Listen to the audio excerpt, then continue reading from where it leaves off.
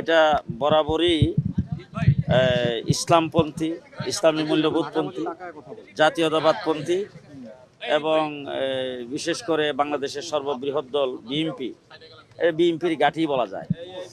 তো আমি সেখান থেকে আমার জোটের পক্ষ থেকে আমাকে সেখান থেকে নির্বাচনে প্রার্থী ঘোষণা করেছেন। আমি এখান থেকে নমিনেশন পেয়েছি।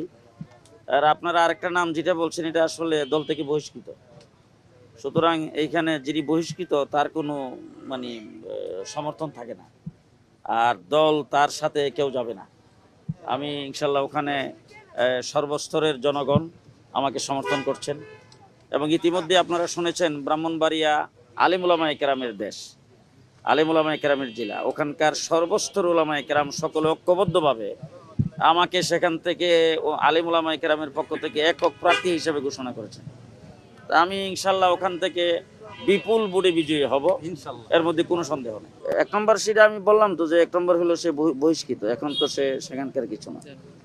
2য় নম্বর হলো আপনারা যেটা বলতেছেন হেভিয়েটও সে কিছু না। রাজনীতি শুরু করছে কয়দিন হয়েছে? আমার রাজনৈতিক বয়সের 4 বছরের তার জিন্দিগির বয়স ছোট। আমি যখন থেকে রাজনীতি শুরু করছি এর 4 বছর পরে সে জন্মগ্রহণ করেছে। আমি রাজনীতি শুরু করছি 1977-78 থেকে, তার জন্ম হয়েছে 82-তে। হ্যাঁ, সুতরাং একটা সেখানে তার কার্যক্রম আছে, কার্যক্রম সে করতেছে। কিছু লোকজন তো বুটে এমনি একটা ব্যালট পেপার একটা মার্কা থাকলে কিছু লোকজন এমনি নশিল মারে, কথা বুঝলেন না? এরকম কিছু তো হবেই। এটা মানে কোনো উল্লেখযোগ্য কিছু এফেক্ট সেখানে করবে না।